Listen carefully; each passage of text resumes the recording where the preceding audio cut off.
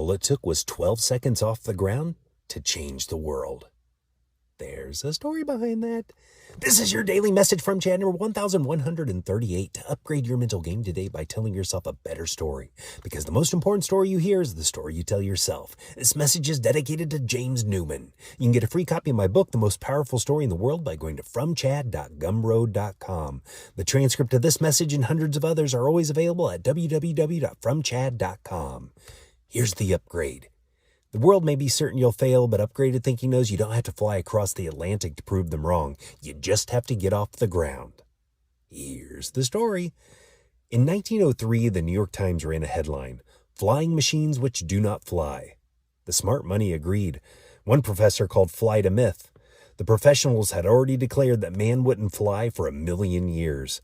Those were the headwinds, and two brothers from a bicycle shop in Ohio decided to fly straight into them. Wilbur and Orville Wright had almost nothing on paper. No college degrees, no powerful friends, no government money. Their rival, Samuel Langley, had the Smithsonian behind him and nearly $70,000. The Wrights spent $1,500 funded by fixing bicycles.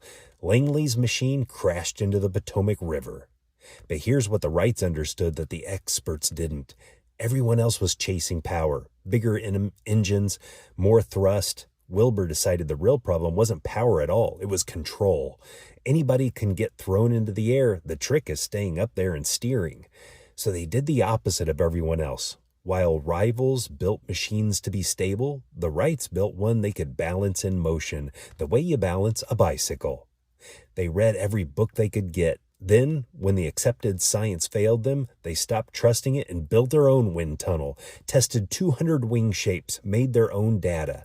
They chose Kitty Hawk, North Carolina, because the wind and sand gave them the most tries.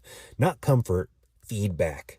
4 years, it was crashes, storms, mosquitoes, and neighbors who called them the two poor nuts. Then, on December 17th, 1903, 69 days after the New York Times ran that article claiming man wouldn't fly for 1,000,000 years, Orville adjusted the wings and the machine lifted off the sand under its own power for 12 seconds. 120 feet. That's shorter than the wingspan of some planes flying today. It changed the entire century. Here's what I want you to take away from those 12 seconds. It didn't have to be a transatlantic flight. It didn't have to silence every critic at once.